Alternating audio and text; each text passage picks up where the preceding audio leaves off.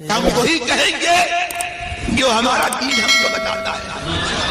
عمل کرو تو تمہارا بھلا ہے، نہیں کوئی عمل کرے تو نقصان ہمارا نہیں ہے، اسی کا نقصان. بسم اللہ الرحمن الرحیم. نحمده ونصلي ونسلم على رسوله الكريم. اما بعد فاعوذ باللہ من الشیطان الرجیم.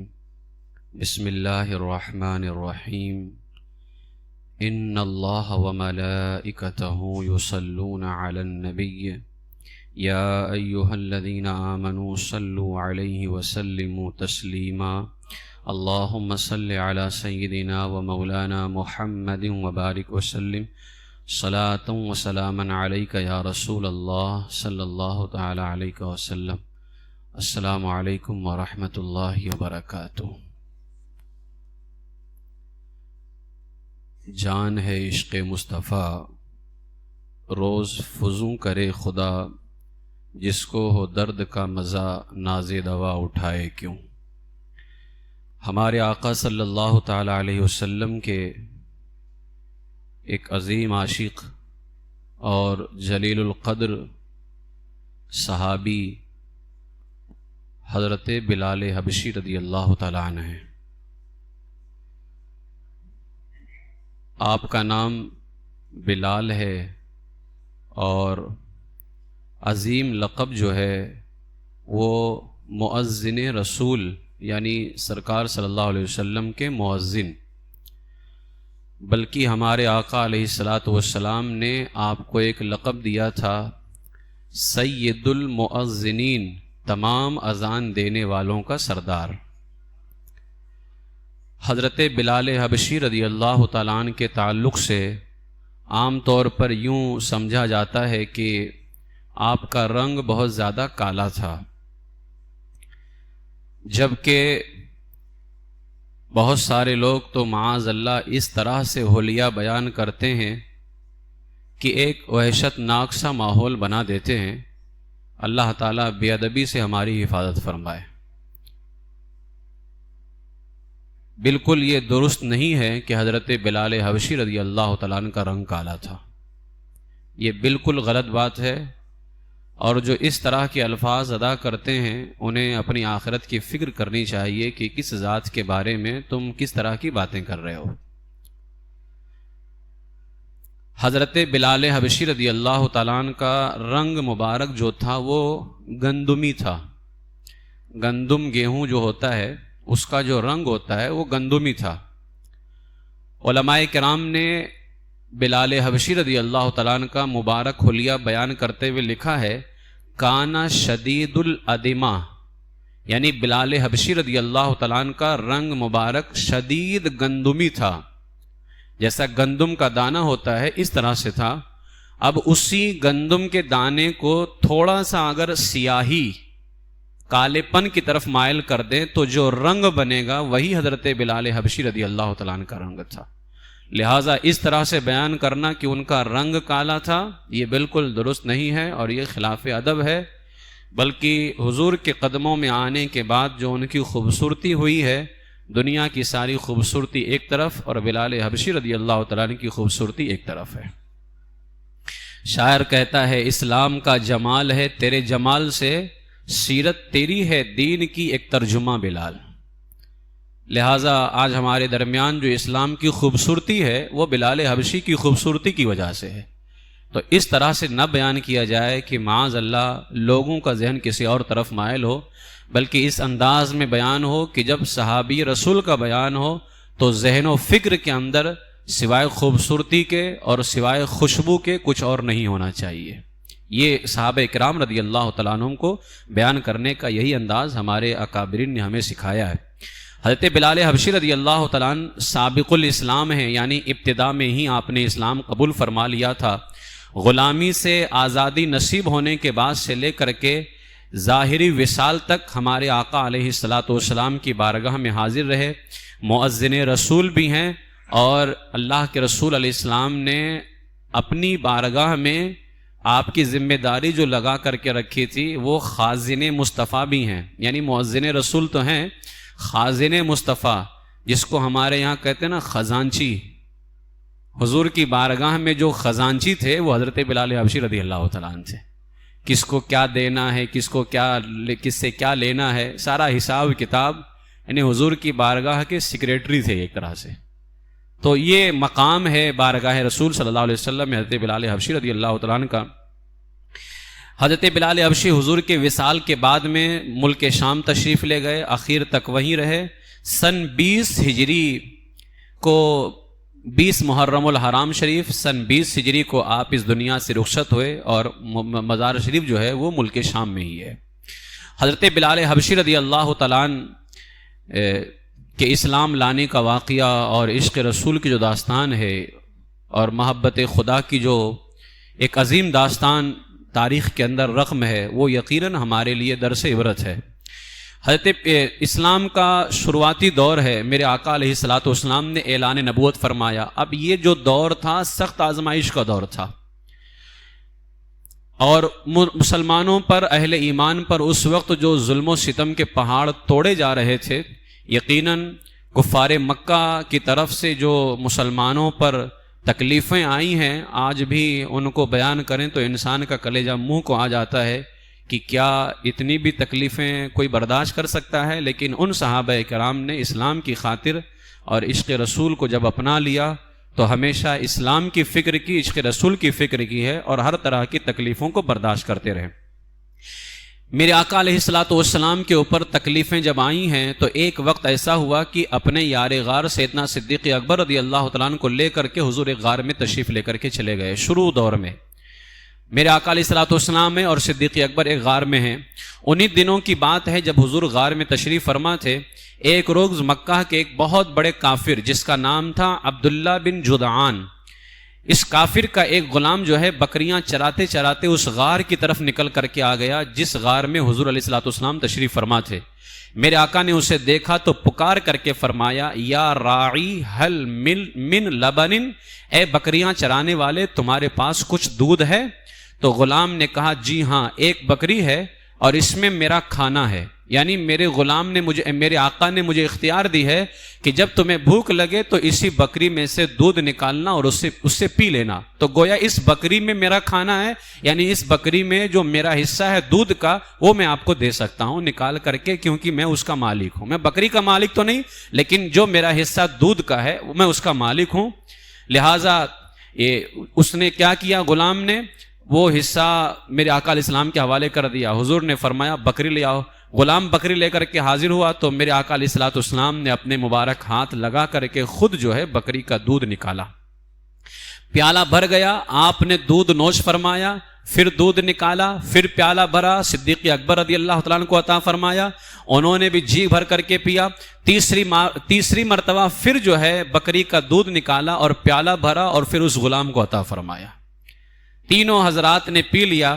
3 لوگوں نے جب اپنی حاجت کے مطابق دودھ پی لیا، اور حال یہ تھا کہ خود حضرت بلال حبشی رضی اللہ تعالیٰ عنہ فرماتے ہیں کہ 3 پیالہ دودھ نکالا، لیکن بکری کا تھن دودھ سے بھرا ہوا تھا. لگتا ہی نہیں تھا کہ دودھ نکالا گیا ہے، لگتا ہی نہیں تھا کہ دودھ نکالا گیا ہے. جب تینوں لوگ پی چکے، اب یہ عظیم معجزہ دیکھنے کے بعد، ابھی تو وہ اسلام نہیں لے کر کے آئے تھے، لیکن یہ عظیم معجزہ سب ان کی نگاہوں کے سامنے ہو رہا تھا. حضور علیہ الصلوۃ والسلام نے اسی درمیان، ابھی وہ حیران ہی ہو رہے تھے کہ 3 پیالہ دودھ نکالا بھی گیا ہے اور بکری کے تھن سے دودھ بھی کم نہیں ہوا، کہ رسول پاک علیہ السلام نے اسی لمحے فرما دیا، ہل لک فی الاسلام، اے غلام کیا اسلام قبول کرو گے؟ ابھی وہ حیرت میں ہی کھڑے تھے کہ آخر 3 پیالہ دودھ نکالا گیا ہے، لیکن پھر بھی دودھ کم نہیں ہوا، کہ اسی درمیان میرے آقا علیہ الصلوۃ والسلام نے فرمایا، اے غلام کیا اسلام قبول کرو گے؟ اب وہ حضور کا نور برساتا چہرہ اور نورانی ادائیں. پھر حضور علیہ الصلوۃ والسلام کے حوالے سے حضرت ابو ہریرہ فرماتے ہیں جب حضور بولتے تھے نا، کچھ بات کرتے تھے، تو حضور کے مبارک دانتوں کے درمیان سے نور نکل کر کے سامنے گرا کرتا تھا اور اس کا عکس دیواروں پر پڑا کرتا تھا. جب یہ معجزہ غلام نے سب دیکھا، اب عاشق تو پہلے ہی ہو گئے تھے، کہ یہ کوئی معمولی ذات نہیں ہے جس نے 3 پیالہ دودھ نکالا پھر بھی تھن میں سے دودھ کم نہیں ہو رہے ہیں. یہ کوئی عظیم آدمی، یہ کوئی معمولی آدمی تو نہیں ہوں گے. لیکن جیسے ہی پھر اسلام کی دعوت سنی، حضرت بلال حبشی رضی اللہ تعالیٰ عنہ فوراً آگے بڑھے اور حضور کے ہاتھ میں ہاتھ دے کر کے اسلام قبول فرما لیا. اب وہ غلام نہیں رہ گئے، اب بلکہ قیامت تک آنے والے تمام مسلمانوں کے سردار بن گئے. وہ ابھی تک تھے وہ غلام کسی کافر کے، لیکن کہاں غلامی، کہاں جو ہے ان کی خدمت کافر کی، وہ سب ختم. اب وہ قیامت تک آنے والے مسلمانوں کے عظیم تاجدار بن گئے، غوث اعظم کے بھی تاجدار بن گئے، غریب نواز کے بھی تاجدار بن گئے. ایک نگاہ مصطفیٰ کے دیدار نے انہیں کہاں سے کہاں پہنچا دیا ہے. تھے کہاں اور حضور کی نگاہ نے کہاں پہنچا دیا. شاعر کہتا ہے سرکش جو تھے قائل ہوئے، دشمن جو تھے مائل ہوئے، مسحور کن ہے کس قدر یا مصطفیٰ لہجہ تیرا. تو حضور علیہ الصلوۃ والسلام کی ادائیں اتنی اعلیٰ ہیں. حضرت بلال حبشی رضی اللہ تعالیٰ عنہ تو جو ہے غلام ہو گئے، حضور کی بات پہ لبیک کہتے ہوئے آ گئے. میرے آقا علیہ السلام نے فرمایا اسلام چھپائے رکھنا. ابھی اسلام چھپائے رکھنا کیونکہ شروعاتی دور تھا، پھر آپ غلام تھے کسی کے یہاں پہ ظاہری طور پر، کہا اسلام چھپائے رکھنا.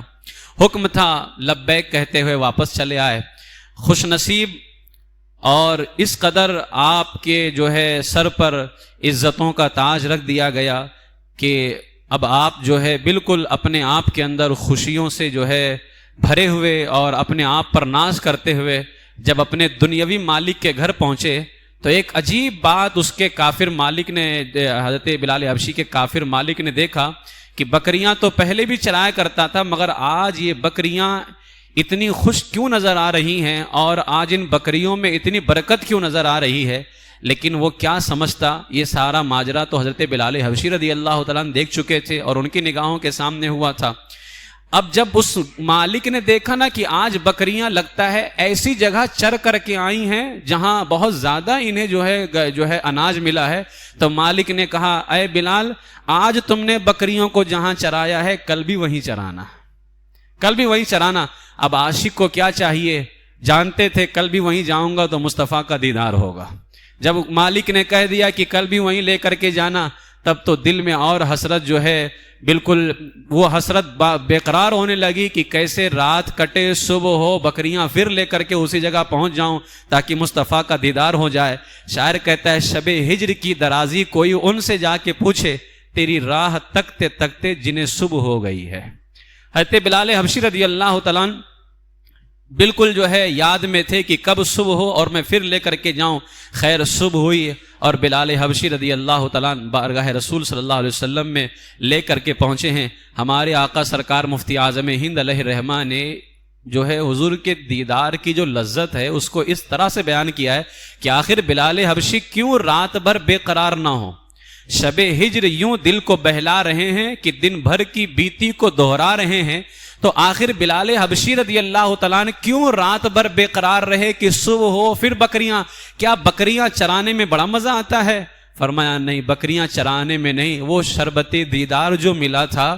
مفتی اعظم فرماتے ہیں شربت دید نے اور آگ لگا دی دل میں، تپش دل کو بڑھایا ہے بجھانے نہ دیا. اب کہاں جائے گا نقشہ تیرا میرے دل سے، تہ میں رکھا ہے اسے دل نے گمانے نہ دیا. تو حضرت بلال حبشی رضی اللہ تعالیٰ نے اس لیے پریشان نہیں تھے کہ میں بکریاں چرانے جاؤں، بلکہ وہ تو بہانہ تھا. پریشانی تو اس بات کی تھی کہ ان بکریوں کو لے کے جاؤں گا تو اسی بہانے میرے مصطفیٰ کا دیدار ہو جائے گا. شربت دید جو ہے حضور علیہ الصلوۃ والسلام کے دیدار کی شربت، یہ کوئی معمولی بات نہیں ہے. صبح کو پھر حاضر ہو گئے. 3 دن اسی طرح سے جو ہے آرام سے گزرتے رہے. مگر عشق مصطفیٰ کوئی معمولی چیز تو نہیں ہے نا. حضور کا عشق امتحان لیتا ہے، حضور کی محبت جو ہے بندے کا امتحان لیتی ہے. 3 دن ہو گئے، 4تھے دن سے اب بلال حبشی کا امتحان شروع ہو گیا. بکریاں لے کر کے آ رہے تھے، راستے میں ابو جہل ملا، خبیث ابو جہل ملا. جیسے ہی اس نے بکریوں کو دیکھا تو حیران ہو کر کے بولا بڑی صحت مند بکریاں ہیں، دودھ بھی کافی اترا ہوا ہے، پہلے ایسی تو نہیں تھیں بکریاں. اور 3 دن حضرت بلال حبشی نے فرمایا 3 دن سے اسی طرح سے ہو رہا ہے. تو ابو جہل نے اتنا سننے کے بعد جانتے ہو کیا کہا؟ وہ کافر تھا۔ آج کل کے وہابیوں کو حضور کی محفل کی برکتیں نہیں پتہ چلتی ہیں۔ ابو جہل سڑا ہوا کافر، مردود، جیسے ہی اس نے سنا کہ بلال کہتے ہیں 3 دن سے بکریاں اتنی صحت مند ہو گئی ہیں، تاریخ میں آتا ہے کہ ابو جہل نے کہا میں قسم کھا کر کے کہتا ہوں تمہارا غلام جو بکریاں چراتا ہے اے عبداللہ بن جدعان، اسے معلوم ہے کہ یہ بکریاں وہیں چرتی ہیں جہاں محمد عربی موجود ہیں۔ بکریوں میں اتنی برکت آ ہی نہیں سکتی ہے اگر بکریاں کہیں اور چریں، ضرور یہ بکریاں وہیں چرتی ہیں جہاں محمد عربی موجود ہیں۔ جیسے ہی ابو جہل نے عبداللہ بن جدعان سے کہا کہ یہ تمہاری بکریاں وہیں چرانے لے کر کے جاتا ہے جہاں محمد عربی موجود ہیں، ورنہ میں قسم کھا کے کہتا ہوں اگر کہیں اور بکریاں چریں تو اتنی برکت نہیں ہو سکتی ہے۔ اب عبداللہ بن جدعان تو وہ بھی کافر تھا، ابو جہل بھی کافر تھا۔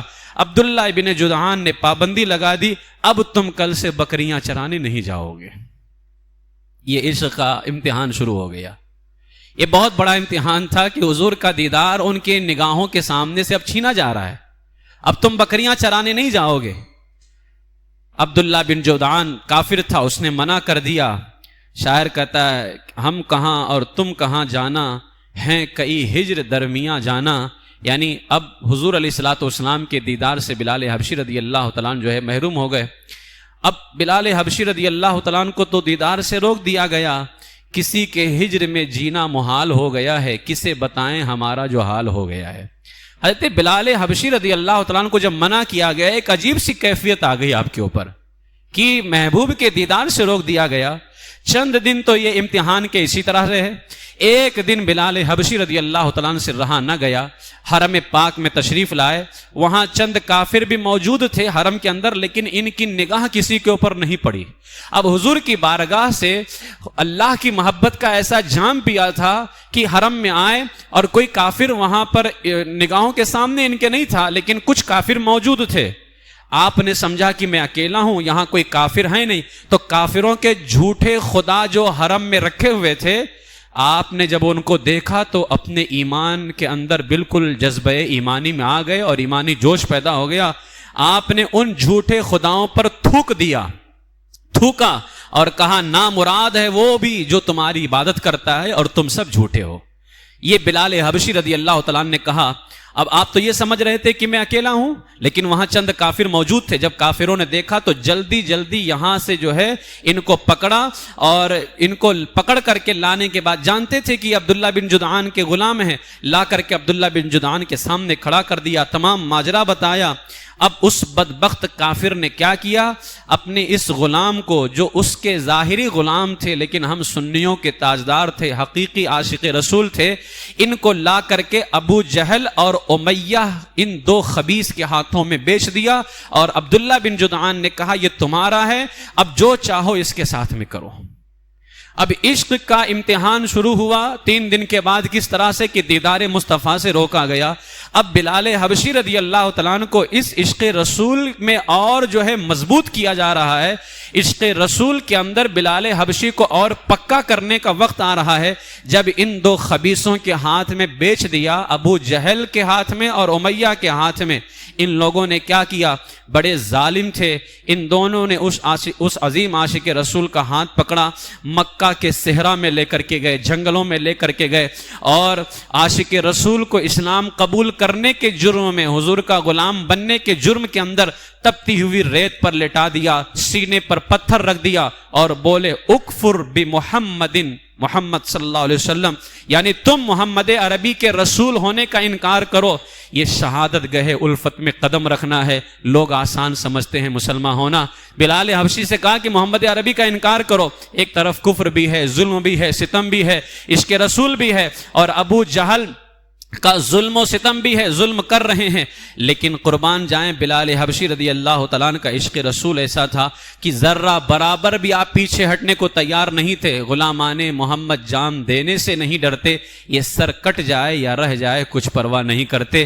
بلال حبشی رضی اللہ تعالیٰ عنہ کا یہی حال تھا کہ آپ سے کہا جاتا اکفر بمحمد، محمد عربی کے رسول ہونے کا انکار کرو، غلامی کو چھوڑ دو، اور آپ کی زبان پر بار بار ایک ہی جملہ آتا تھا ربی اللہ اللہ اللہ احد اللہ احد، میرا رب اللہ ہے اور اللہ ایک ہے، اللہ ایک ہے۔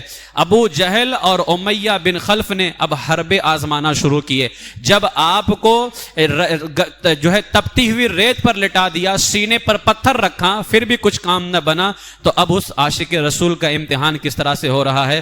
انہیں تپتی ہوئی ریت پر لٹا کر اوپر سے پتھر رکھے گئے، اور اس کے باوجود بھی جب ٹس سے مس نہ ہوئے تو ابو جہل اور امیہ نے کیا کیا، لوہے کا لباس پہنایا، اور لوہے کا لباس پہنا کر کے چلچلاتی دھوپ میں ڈال دیا۔ اب دھوپ کی گرمی سے لوہے کا لباس گرم ہو جاتا، اس کی گرمی سے حضرت بلال حبشی رضی اللہ تعالیٰ عنہ کا مبارک جسم جھلس جاتا، یہاں تک کہ چربی پگھلنے لگتی۔ مگر قربان جائیے، اس مرد قلندر اور اس عظیم عاشق کی زبان پر صرف ایک ہی لفظ تھا، ربی اللہ اللہ احد اللہ احد، میرا رب اللہ ہے، اور جو میرا رب اللہ ہے نا وہ اللہ ایک ہی ہے، وہ اللہ ایک ہی ہے۔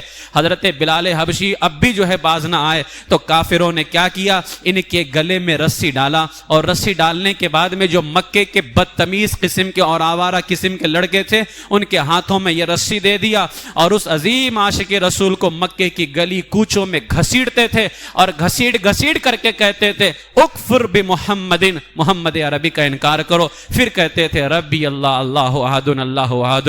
یہ شہادت گہے الفت میں قدم رکھنا ہے۔ آج جو اشعار مسلمانوں پر پڑھے جاتے ہیں نا، جب ہم وہ اشعار پڑھتے ہیں تو دور دور تک ہم نظر نہیں آتے، یقین جانے ان اشعار کے اندر جو نظر آتا ہے وہ صحابہ کرام نظر آتے ہیں۔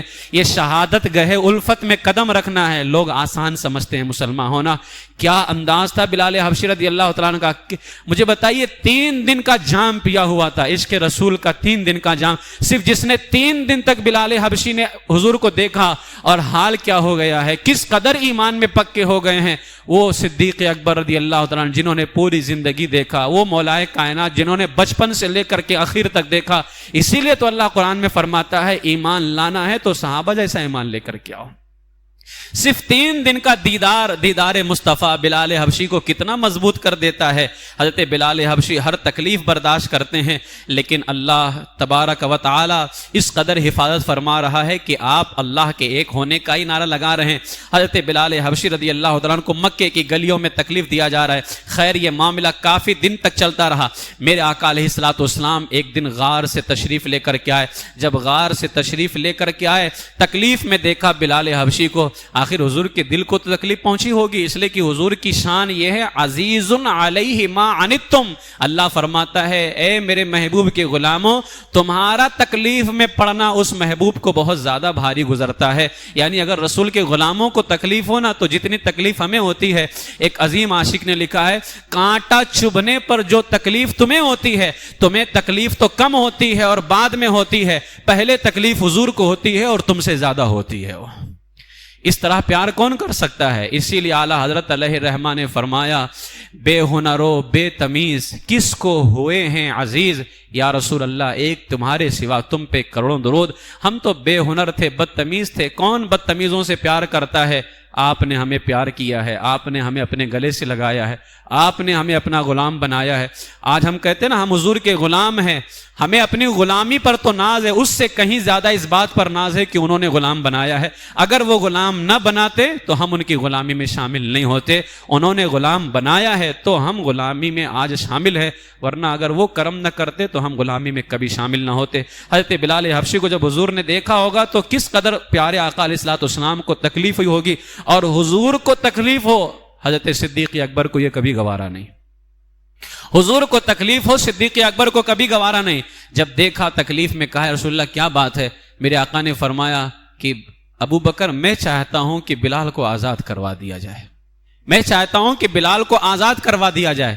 صرف اتنا کہا تھا حضور نے، یہ نہیں کہا تھا جاؤ بلال کو آزاد کرو۔ میرے آقا نے فرمایا تھا ابو بکر میں چاہتا ہوں بلال کو آزاد کروا دیا جائے۔ صدیق اکبر رضی اللہ تعالیٰ عنہ آئے، اور آنے کے بعد میں ایک بھاری قیمت، یعنی مکے کے اندر ان کافروں کی نظر میں اس غلام کی وہ قیمت نہیں بنتی تھی، میں ان کافروں کی نظر میں کہہ رہا ہوں، ورنہ ہماری نگاہ میں تو کوئی ایسی دولت ہی نہیں ہے کہ بلال حبشی تو دور کی بات ہے، بلال حبشی رضی اللہ تعالیٰ عنہ کے مبارک قدموں میں جو دھول لگے، وہ دھول ایک طرف، دنیا کی ساری دولتیں ایک طرف، پھر بھی وہ ساری دولتیں مل کر کے بلال حبشی کے قدموں میں لگنے والی دھول کی قیمت کے برابر نہیں ہو سکتی ہیں۔ وہ اس لیے کہ نسبت ہے نسبت رسول صلی اللہ علیہ وسلم. لیکن بلال حبشی رضی اللہ تعالیٰ عنہ ان کافروں کی نگاہ کے اندر اس سے زیادہ قیمت دے کر کے میرے آقا صدیق اکبر رضی اللہ تعالیٰ عنہ نے آزاد کیا اور بارگاہ رسول میں لے کر کے آئے. جب حضور نے دیکھا تو کہا صدیق اکبر تم نے آزاد کر دیا؟ فرمایا ہاں. میرے آقا فرماتے ہیں صدیق اکبر کہا ہوتا تو میں بھی آدھا آدھا شامل ہو جاتا تھا، یعنی میں بھی جو ہے ان کی جو ہے آزادی کے اندر میں بھی شامل ہو جاتا. یہ میرے آقا علیہ الصلوۃ والسلام کے عظیم عاشق رسول بلال حبشی رضی اللہ تعالیٰ نے، حضرت بلال حبشی رضی اللہ تعالیٰ نے بہت عشق فرماتے تھے. تنہائی ہو کہیں پر بھی ہو حضور کی بارگاہ میں تو رہتے تھے، تب تو دیوانگی کی کیفیت رہتی تھی. ایک مرتبہ حضور گھر تشریف لے کر کے آئے بلال حبشی رضی اللہ تعالیٰ عنہ کے. اچھا کچھ لوگ یہاں پر یہ بھی کہتے ہیں کہ بلال حبشی رضی اللہ تعالیٰ نے شادی نہیں کی تھی.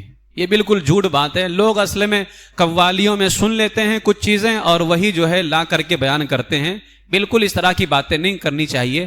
حضرت بلال حبشی رضی اللہ تعالیٰ نے شادی فرمائی.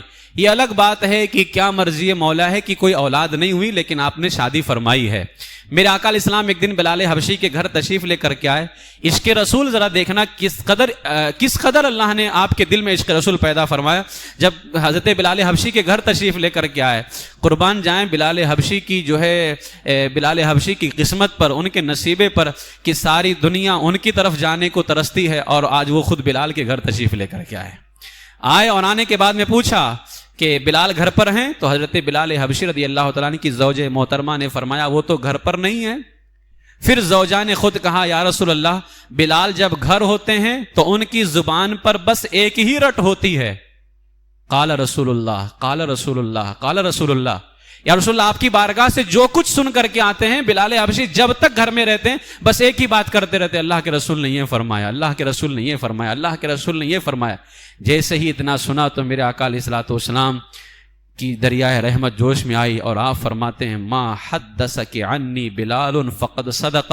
بلال میری طرف سے جو بھی بیان کرتا ہے وہ سچ ہے. بلال لا یکذب، بلال کبھی جھوٹ بولتا ہی نہیں ہے، بلال کبھی جھوٹ نہیں بولتا ہے. میرے آقا علیہ الصلوۃ والسلام کے اس عظیم عاشق رسول کی یہ داستان ہے. حضرت سیدنا بلال حبشی رضی اللہ تعالیٰ عنہ کی وہ داستان بھی بہت ہی جو ہے ہمارے لیے درس عبرت ہے کہ حضور کے وصال کے بعد مدینہ شریف چھوڑ کر کے آپ تشریف لے کر کے گئے. میں جو ہے زیادہ تفصیل کے ساتھ اس واقعے کو میں نہیں بیان کرتا. بلال حبشی رضی اللہ تعالیٰ نے حضور کی جدائی کے اندر مدینہ شریف چھوڑ دیا، اور جب مدینہ شریف چھوڑا ملک شام چلے گئے. جب حضور کا دیدار نہیں ہوتا تھا مدینے میں تو ملک شام چلے گئے. ملک شام چلے گئے. اب حضور کے دیدار کے اندر تڑپ رہے ہیں. سرکار مفتی اعظمین فرماتے ہیں کہ بلال حبشی رضی اللہ تعالیٰ عنہ کے حوالے سے تاریخ میں آتا ہے کہ بلال حبشی رضی اللہ تعالیٰ عنہ جب وہاں چلے گئے تو ایک رات حضور علیہ الصلوۃ والسلام خام میں تشریف لائے، اور آنے کے بعد فرمایا ما هذه الجفوة یا بلال، اے بلال کیا بے وفائی ہے، تم نے ہماری زیارت کے لیے آنا ہی چھوڑ دیا ہے. اے بلال کیا بے وفائی ہے، تم نے ہماری زیارت کے لیے آنا ہی چھوڑ دیا. اب اتنا سننا تھا کہ بلال حبشی رضی اللہ تعالیٰ عنہ بیدار ہوئے. مت دیکھ کہ پھرتا ہوں تیرے ہجر میں زندہ، یہ پوچھ کہ جینے میں مزہ ہے کہ نہیں. بلال حبشی رضی اللہ تعالیٰ عنہ تو اس وجہ سے چلے گئے کہ حضور کا دیدار نہیں ہو رہا تھا. اب بلال حبشی رضی اللہ تعالیٰ اتنے بے چین ہوئے کتنی جلدی مدینے پہنچے. سرکار مفتی اعظم ہند علیہ رحمہ فرماتے ہیں سر تو سر جان سے جانے کی مجھے حسرت ہے، موت نے ہائے مجھے جان سے جانے نہ دیا. کبھی بیمار محبت بھی ہوئے ہیں اچھے، یعنی جو حضور کی محبت کا بیمار ہو جائے دنیا اس کا علاج نہیں کر سکتی ہے. کبھی بیمار محبت بھی ہوئے ہیں اچھے، روز افزوں ہے مرض کام دوا نے نہ دیا. یعنی یہ مرض تو دن بدن بڑھ رہا ہے بلال حبشی کا، کوئی کام دوا نہیں کر رہی ہے. بہرے دیدار مشتاق ہے ہر نظر، دونوں عالم کے سرکار آ جائیے. چاندنی رات ہے اور پچھلا پہر، دونوں عالم کے سرکار آ جائیے. میرے گلشن کو ایک بار مہکائیے، اپنے جلووں کی بارش میں نہلائیے. دیدہ شوق کو کیجئے بہرور، دونوں عالم کے سرکار آ جائیے. خالد میں صرف اتنا کہوں گا، جاگ اٹھا اشکوں کا مقدر، عشق نبی میں روتے روتے کیسی کٹی ہے رات نہ پوچھو. بلال حبشی رضی اللہ تعالیٰ عنہ کی پوری زندگی کا یہی حال تھا. حضور خام میں تشریف لے کر کے آئے اور جیسے ہی سنا میرے آقا علیہ الصلوۃ والسلام کی یہ عاشق مدینہ شریف کی طرف بڑھ گئے. اب بلال حبشی رضی اللہ تعالیٰ عنہ کو جیسے ہی وہ سارے در و دیوار نظر آئے ہوں گے، کیا اس وقت دل کی کیفیت ہوگی، کیا معاملات ہوں گے؟ شاعر کہتا ہے آرزو یہ دل کی میں بھی مدینے جاؤں، سلطان دو جہاں کو سب حال دل دکھاؤں، کاٹوں ہزار چکر طیبہ کی ہر گلی کے، یوں ہی گزار دوں میں یہ ایام زندگی کے، پھولوں پہ جان نثاروں، کانٹوں پہ دل کو واروں، ذروں کو دوں سلامی، در کی کروں غلامی۔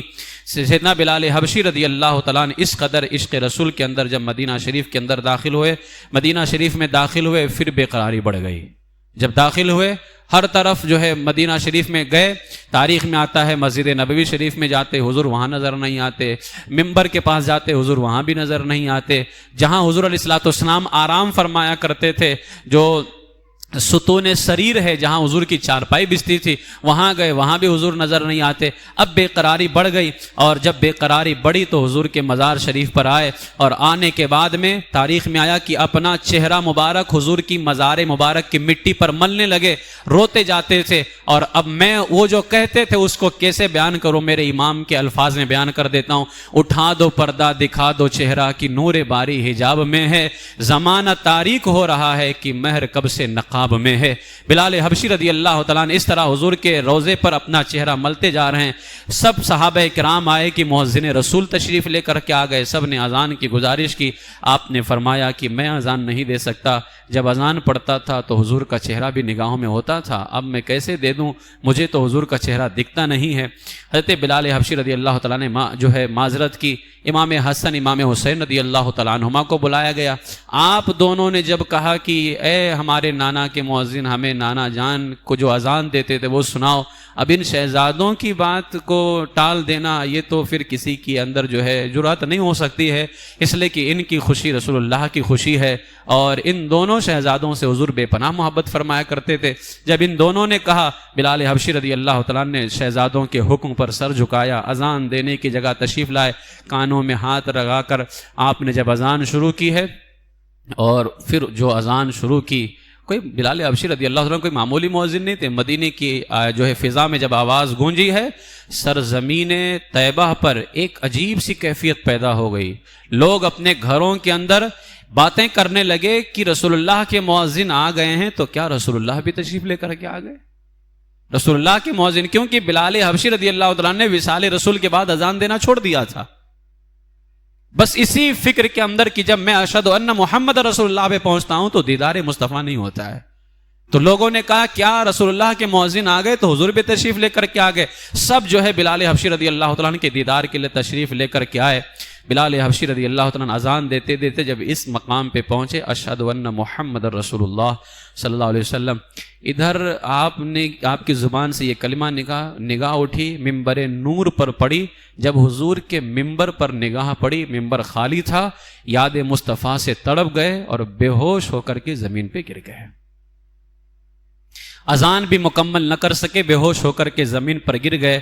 شاعر کہتا ہے تمہارے ہجر میں کیوں زندگی نہ مشکل ہو، تم ہی جگر ہو، تم ہی جان ہو، تم ہی دل ہو، سب کچھ تم ہی ہو۔ اسی لیے صدیق اکبر فرمایا کرتے تھے کیا پیش کریں جانا، کیا چیز ہماری ہے، یہ دل بھی تمہارا ہے، یہ جان بھی تمہاری ہے۔ ہم کیا پیش کر سکتے ہیں بارگاہ رسول صلی اللہ علیہ وسلم کے اندر؟ یہ بلال حبشی رضی اللہ تعالیٰ عنہ کا عشق رسول ہے۔ جب آپ جو ہے ہوش میں آئے، پھر آپ ملک شام تشریف لے کر کے آ گئے، پوری زندگی ملک شام کے اندر رہے۔ کیسا عشق رسول! آخری وقت جب آپ کا آیا، اب شیخ عبدالحق محدث دہلوی فرماتے ہیں نا کہ عاشق رسول جو ہوتا نا، صحیح معنوں میں جو عاشق رسول ہونا، وہ موت کی تمنا کرتا ہے، یعنی موت کی دعا نہیں بلکہ اچھی موت کی تمنا کرتا ہے، مولا مجھے اچھی موت دے تاکہ مر کر کے میں حضور کا دیدار کروں، خبر میں دیدار مصطفیٰ ہوگا۔ اب بلال حبشی رضی اللہ تعالیٰ عنہ کو نہیں معلوم تھا، انہیں بھی پتا تھا کہ حضور قبر میں تشریف لائیں گے، حضور کا دیدار ہوگا۔ جب آپ پر جھانکنی کی کیفیت طاری ہوئی نا، موت کی کیفیت، تو آپ کی بیوی نے بے قرار ہو کر کے کہا واہ حزنا، ہائے رے مصیبت۔ تو بلال حبشی رضی اللہ تعالیٰ نے آنکھیں کھول دی، بالکل جھانکنی کا عالم ہے، آخری وقت ہے ظاہری زندگی کی، آنکھیں کھول دی، اور بیوی نے کہا تھا واہ حزنا، ہائے رے مصیبت۔ آپ نے تڑپ کر کے فرمایا واہ تربا، ہائے رے میری خوشی، ہائے رے میری خوشی، واہ میری خوشی۔ اتنا کہنے کے بعد آپ نے ایک کلمہ ادا کیا اور پھر دنیا سے رخصت ہو گئے۔ واہ تربا، ہائے رے میری خوشی، واہ میری خوشی۔ پھر آپ نے ایک جملہ ادا کیا، اپنی بیوی سے کہا سنو، غدن نلقل احبت محمدن وحزبا، کیوں رو رہی ہو؟ میں تو بہت خوش ہوں، کل میں اپنے آقا اور اپنے آقا کے صحابہ سے جا کر کے ملاقات کروں گا۔ حضرت بلال حبشی رضی اللہ تعالیٰ عنہ کا عشق رسول بہت بلند ہے، اور پھر ہم جیسے کمینے اگر اتنے عظیم عاشق رسول کے عشق رسول کو بیان کریں تو ہمارے لیے تو ممکن ہی نہیں ہے۔ بس یہ جو ہے ایک غلامی ہے جو ہم ادا کرتے ہیں، ورنہ کہاں عاشقوں کو بیان کرنا۔ عاشقوں کو بیان کرنے کے لیے عاشق بننے کی ضرورت ہے، حقیقت ہے یہ۔ عاشقوں کو بیان کرنے کے لیے عاشق بننے کی ضرورت ہے۔ جس نے اس طرح کا جام ہی نہ پیا ہو، وہ اس جام کی لذت کو کیا بیان کر سکتا ہے؟ ہمارے اندر وہ عشق رسول ہے ہی نہیں کہ ہم اس عشق رسول کو بیان کریں۔ بس یہ غلامی ہے کہ ہم ان کے عشق رسول کی باتیں کرتے ہیں تو ہمارے دلوں میں عشق رسول کی آگ جو ہے اور بھڑکتی ہے اور پیدا ہوتی ہے۔ اسی لیے علامہ حسن رضا فرماتے ہیں اے عشق تیرے صدقے جلنے سے چھٹے سستے، جو آگ بجھا دے گی وہ آگ لگائی ہے۔ عشق رسول کی برکت نے بلال حبشی کو اتنا بڑا مقام عطا فرما دیا، جب ادھر عاشق پوری زندگی ایسا ہو سکتا ہے کہ کوئی ان سے بے پناہ محبت کرے اور وہ کرم نہ فرمائے، تم انہیں یاد کرو اور وہ تمہیں یاد نہ کریں، ایسا نہیں ہو سکتا، بلکہ انہوں نے یاد کیا ہے تبھی تم ان کو یاد کر رہے ہو۔ انہیں جو تم یاد کر رہے ہو انہوں نے یاد کیا ہے تبھی تم ان کو یاد کر رہے ہو۔ حضرت بلال حبشی رضی اللہ تعالیٰ نے پوری زندگی عشق کیا، حضور علیہ السلام نے وہ انعام عطا فرمایا۔ میرے آقا نے فرمایا بلال قیامت کے دن جب آئے گا نا، ایسی اونٹنی پر سوار ہو کر کے آئے گا جس اونٹنی کی کاٹھی سونے اور یاقوت کی ہوگی، سونے اور یاقوت کی کاٹھی ہوگی اس اونٹنی کی، اور بلال کے ہاتھ میں جھنڈا ہوگا، بلال کے ہاتھ میں جھنڈا ہوگا، اور قیامت تک جتنے اذان دینے والے ہوں گے مومن اہل ایمان، وہ سب کے سب بلال حبشی کے پیچھے کھڑے ہوں گے۔ وہ سید المؤذنین ہے بلال حبشی، مؤذنوں کے سردار ہے، وہ جھنڈا ہاتھ میں ہوگا۔ میرے آقا فرماتے ہیں حتیٰ کہ اگر کسی نے صرف 40 دن بھی اللہ کو خوش کرنے کے لیے اذان دیا ہوگا، صرف 40 دن تک، صرف 40 دن جس نے اذان دیا ہوگا، پوری زندگی اذان دینا ضروری نہیں ہے، صرف 40 دن بھی اگر کسی نے اذان دیا ہوگا تو کل قیامت کے دن بلال حبشی کے پیچھے اذان دینے والوں میں اللہ اسے بھی شامل فرما دے گا، اور وہ بلال حبشی رضی اللہ تعالیٰ عنہ کے پیچھے کھڑا ہوگا۔ حضرت بلال حبشی رضی اللہ تعالیٰ عنہ اس شان کے ساتھ جو ہے وہ تشریف لے کر کے آئیں گے، اور میرے آقا نے فرمایا کہ ہر نبی بھی اپنی اپنی سواریوں پر سوار ہو کر کے آئیں گے۔ حضرت صالح قیامت کے دن اپنی اونٹنی پر سوار ہو کر کے آئیں گے جو صالح علیہ السلام کی اونٹنی ہے، اور میرے آقا فرماتے ہیں میں براق پر سوار ہو کر کے آؤں گا۔ پھر بلال حبشی کی طرف دیکھا اور فرمایا بلال کی یہ شان ہوگی کہ یہ جنتی اونٹنی پر سوار ہوں گے، اور اذان دیتے ہوئے، ایک روایت میں آیا کہ اذان دیتے ہوئے اونٹنی پر سوار ہو کر اذان دیتے ہوئے محشر میں آئیں گے۔ بلال کی اذان کی آواز قیامت کے میدان میں جب گونجے گی، میرے آقا نے فرمایا سب سنیں گے، اس وقت انبیاء کرام کی نگاہیں بھی بلال پر لگ جائیں گی۔ جب بلال اذان مکمل کر لیں گے تو اذان مکمل کرنے کے بعد بلال حبشی کو جنتی لباس پہنایا جائے گا۔ میرے آقا نے فرمایا انبیاء کرام کو سب سے پہلے جنتی لباس پہنایا جائے گا، انبیاء کے بعد شہداء کو جنتی لباس پہنایا جائے گا، انبیاء اور شہداء کے بعد جسے سب سے پہلے جنتی لباس پہنایا جائے گا وہ بلال حبشی رضی اللہ تعالیٰ عنہ ہوں گے، وہ بلال حبشی رضی اللہ تعالیٰ عنہ ہوں گے۔ یہ ناز یہ انداز ہمارے نہیں ہوتے، جھولی میں اگر ٹکڑے تمہارے نہیں ہوتے، یہ بلال حبشی کو مقام یوں ہی نہیں ملا ہے. آج اگر ہم بھی چاہتے ہیں نا کچھ دنیا میں ہماری عزت ہو، آخرت میں کوئی مقام مل جائے نا، حضور سے بے پناہ عشق کرو. میں شاعر کے ان اشعار پر گفتگو ختم کرتا ہوں. یہ ناز یہ انداز ہمارے نہیں ہوتے، جھولی میں اگر ٹکڑے تمہارے نہیں ہوتے، ملتی نہ اگر بھیک حضور آپ کے در سے، اس ٹھاٹ سے منگتوں کے گزارے نہیں ہوتے. بے دام ہی بک جائیے بازار نبی میں، جس طرح بلال حبشی بک گئے. بے دام ہی بک جائیے بازار نبی میں، اس شان کے سودے میں خسارے نہیں ہوتے. جب تک کہ مدینے سے اشارے نہیں ہوتے، روشن کبھی قسمت کے ستارے نہیں ہوتے. وہ چاہیں بلا لیں جسے، یہ ان کا کرم ہے، بے اذن مدینے کے نظارے نہیں ہوتے. ہم جیسے نکموں کو گلے کون لگاتا، سرکار اگر آپ ہمارے نہیں ہوتے. خالد یہ تصدق ہے فقط نعت کا، ورنہ محشر میں تیرے وارے نیارے نہیں ہوتے. بلال حبشی کو جو محشر میں یہ عزت مل رہی ہے وہ نعت رسول کی برکت ہے، عشق رسول کی برکت ہے. اللہ تعالیٰ سے دعا ہے کہ اللہ تعالیٰ ہمیں بھی حضرت بلال حبشی رضی اللہ تعالیٰ عنہ کے عشق رسول کا صدقہ عطا فرمائے، اور ان کے دلوں میں جو عشق رسول کا شمع روشن ہوا، اللہ تعالیٰ اس شمع کی روشنی ہمیں بھی عطا فرمائے، اور ہمیں بھی محبوب کی محبت میں تڑپنا نصیب فرمائے. مذہب حق اہل سنت و جماعت مسلک اعلیٰ حضرت پر استقامت نصیب فرمائے. اسی مسلک پر قائم رکھتے ہوئے سرکار مدینہ صلی اللہ علیہ وسلم کے قدموں میں موت عطا فرمائے. جنت البقیع شریف میں اللہ تعالی ہم سب کو حضور کے قدموں میں 2 گز زمین عطا فرمائے. وآخر دعوایا ان الحمد للہ رب العالمین. السلام علیکم ورحمۃ اللہ وبرکاتہ.